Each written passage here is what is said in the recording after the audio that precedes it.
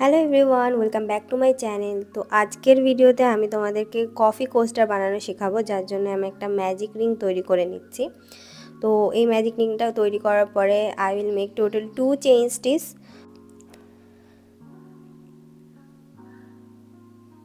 এটাও আমার 1 নম্বর chain stitch, পরেরটাকে আমি 2 নম্বর চেইন স্টিচ হিসেবে কাউন্ট করছি।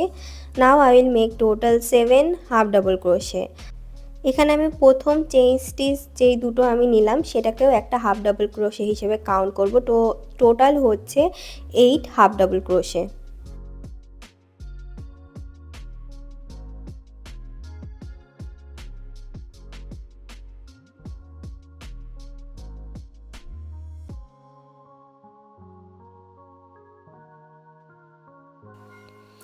এখানে এই লাইনটা কমপ্লিট হয়ে গেলে এটাকে রাউন্ড শেপে আনার জন্য আমি সুতোটাকে টেনে নিচ্ছি।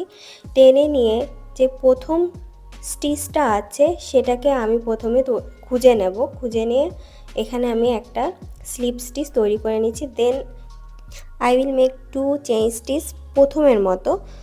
In the next stitch I will make total 2 half double crochet। দেখো এখানে আমি পরবর্তী স্টিচে চলে গেলাম।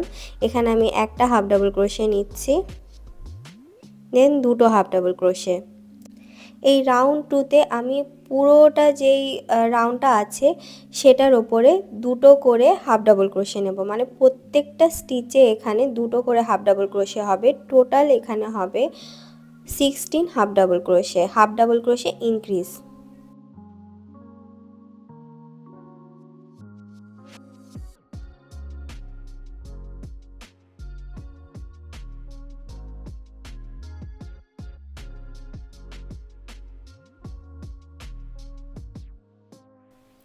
After completing this round, I will find the first stitch. After finding this first stitch, I will make a slip stitch, then total 2 chain stitch. Now in the next stitch, I will make total 2 half double crochet. তো দেখতেই পাচ্ছ পরবর্তী যে স্টিচটা আছে সেটাতে আমি একটা half double crochet তৈরি করে নিলাম। এবারে তৈরি করব সেকেন্ড হাফ ডাবল ক্রোশেটা। এভাবে করেই পুরো রাউন্ডটা তোমাদেরকে কমপ্লিট করতে হবে। তো এই দেখো দুটো হাফ ডাবল ক্রোশে কমপ্লিট হলো। এবারে আমি পরবর্তী স্টিচে চলে যাব। এখানে আমি তৈরি করছি টোটাল একটা half double crochet. Then again I will make total 2 half double crochet, অথবা তোমরা এটাকে বলতে পারো হাফ ডাবল ক্রোশে ইনক্রিজ। এই সেম প্রসেসে আমি থার্ড রাউন্ডটা কমপ্লিট করব। এখানে আমি তৈরি করছি টোটাল একটা half double crochet. Then next is 2 half double crochet increase, মানে তোমরা একটা হাফ ডাবল ক্রোশে তৈরি করার পরে পরবর্তী স্টিচে দুটো হাফ ডাবল ক্রোশে করবে। এভাবে করে পুরোটা রাউন্ড তোমাদেরকে কমপ্লিট করে নিতে হবে।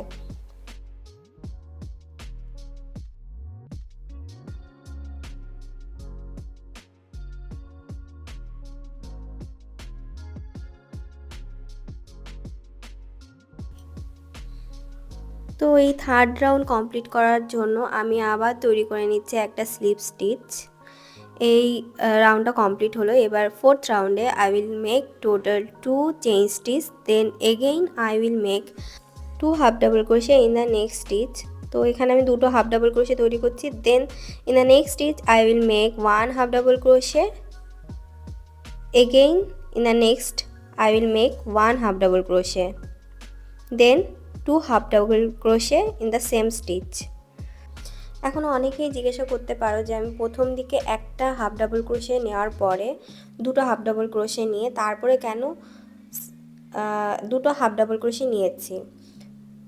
এখানে আমি এভাবে সেলাই করেছি শুধুমাত্র এই রাউন্ড শেপটাকে প্রপার আনার জন্য। আমি যদি একই নিয়মে ওই দুটো হাফ ডাবল ক্রোশে নেওয়ার পরে একটা হাফ ডাবল ক্রোশে ইনক্রিজ নিয়ে প্রত্যেকটা এভাবে করি তাহলে এই রাউন্ড শেপটা প্রপার হবে না, তখন সেটা একটা ষষ্ঠভুজের মতো দেখতে লাগবে বা অষ্টভুজের মতো লাগবে, যেহেতু আমি 8টা স্টিচ দিয়ে স্টার্ট করেছিলাম। সো দ্যাটস ওয়াই এখানে আমি এইভাবেই সেলাইটা করেছি। মানে প্রথম দিকে সেলাইয়ের রুলস কিন্তু সেম, বাট আমি একটু ঘুরিয়ে ঘুরিয়ে নিচ্ছি যাতে রাউন্ড শেপটা প্রপারভাবে আসে।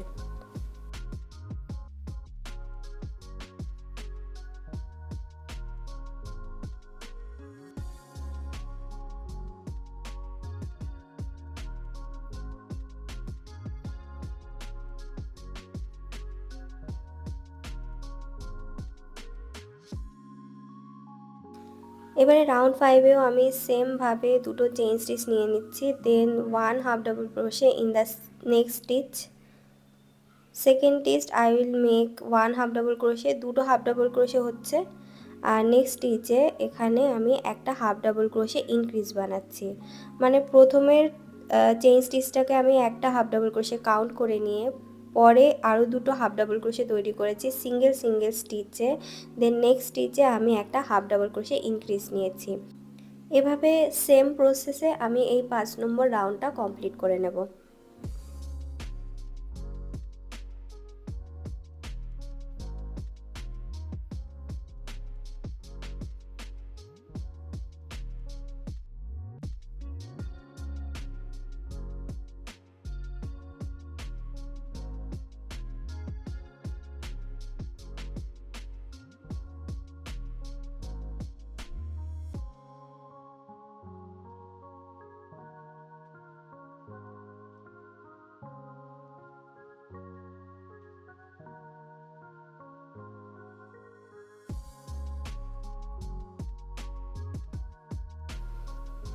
Now I will make a slip knot here.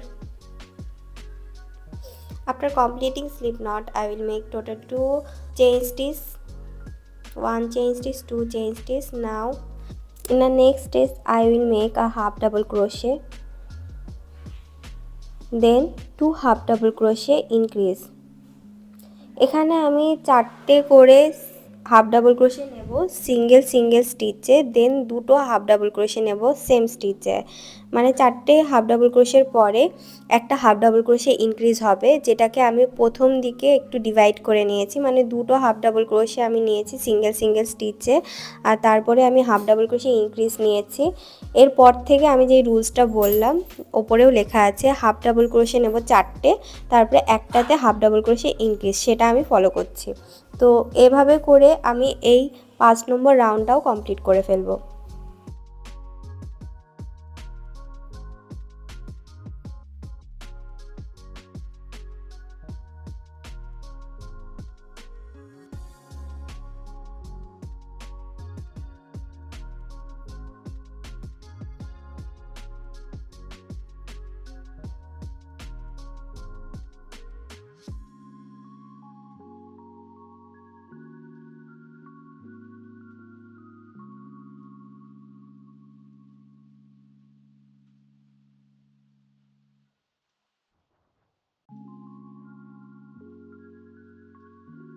এবারে 7 নম্বর রাউন্ডে আমি দুটো চেইন স্টিচ নিয়ে নিচ্ছি সেমভাবে আগের রাউন্ডগুলোর মতো করে, then I will start making half double crochet. তো নেক্সট স্টিচে আমি একটা হাফ ডাবল ক্রোশে তৈরি করে নিলাম, then second half double crochet, আর ফার্স্টে চেইন স্টিচটাকে ধরলে এটা 3টে হাফ ডাবল ক্রোশে তৈরি হচ্ছে।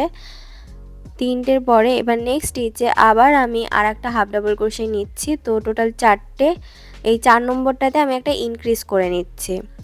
এরপর থেকে আমি ফর্মুলাটা মেনটেন করা স্টার্ট করব। এখানে টোটাল 5টা হাফ ডাবল ক্রোশে হবে সিঙ্গেল সিঙ্গেল স্টিচে, then I will make 1 half double crochet increase. তো 3টে হাফ ডাবল ক্রোশে তৈরি হয়ে গেল। এবার 4 নম্বর হাফ ডাবল ক্রোশে, দেন 5 হাফ ডাবল ক্রোশে। এবারে পরবর্তী নেক্সট স্টিচে আমি হাফ ডাবল ক্রোশে ইনক্রিজটা তৈরি করছি। তো এই দেখো হাফ ডাবল ক্রোশে ইনক্রিজ তৈরি হয়ে গেল। এই সেম প্রসেসে এই পুরো রাউন্ডটাও আমি কমপ্লিট করে নেব। তো 1 half double crochet, next stitch 1 half double crochet, 2 half double crochet, এবারে 3rd number half double crochet, 4th half double crochet, 5th half double crochet, then 1 half double crochet increase in the next stitch. তো এখানে দেখো পরবর্তী স্টিচে আমি একটা half double crochet, দুটো half double crochet, মানে সেম স্টিচে আমি দুটো হাফ ডাবল ক্রোশে নিচ্ছি, যেটা হলো ইনক্রিজ হিসেবে ধরা হচ্ছে। তো এভাবে করে পুরোটা রাউন্ড আমি কমপ্লিট করে নিচ্ছি।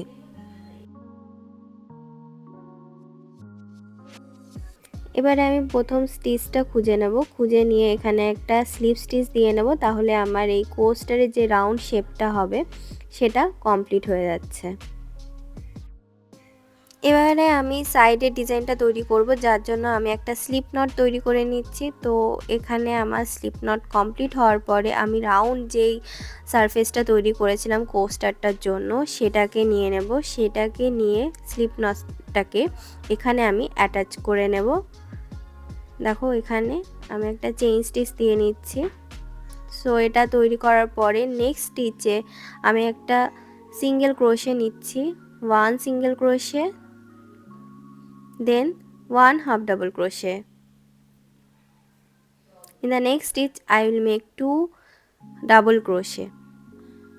তো এখানে দেখো একটা ডাবল ক্রোশে, এবারে দুটো ডাবল ক্রোশে সেম স্টিচে। In the next stitch I will make 1 half double crochet and 1 single crochet. তো দেখো এটা হাফ ডাবল ক্রোশে, নেক্সট এখানটাতেই আমি একটা সিঙ্গেল ক্রোশে নিয়ে নিচ্ছি। দেন নেক্সট স্টিচে I will make slip stitch.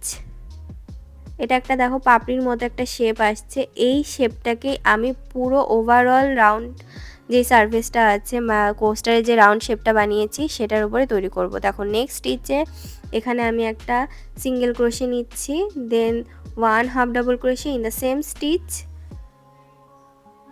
Then 2 double crochet in the next stitch. তো এখানে দেখো 1 ডাবল ক্রোশে তৈরি করলাম, এবারে 2 নম্বর ডাবল ক্রোশে সেম স্টিচে। In the next stitch I will make a 1 half double crochet and a single crochet. তো এখানে 1 half double crochet, then a single crochet. In the next stitch a slip stitch.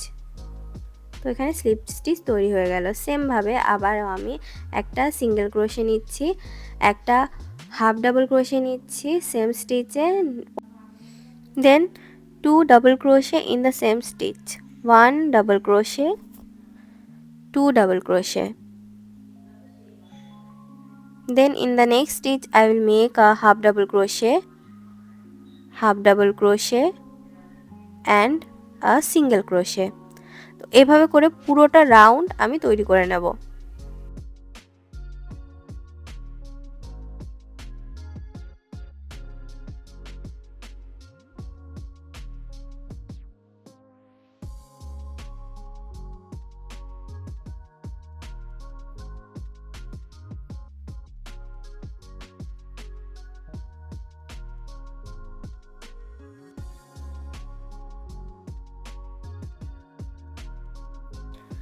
Coffee কোস্টারটা তোমাদের কাছে কেমন লেগেছে অবশ্যই আমাকে comment বক্সে জানাবে, আর ভিডিওটা ভালো লেগে থাকলে লাইক, শেয়ার অ্যান্ড কমেন্ট করবে।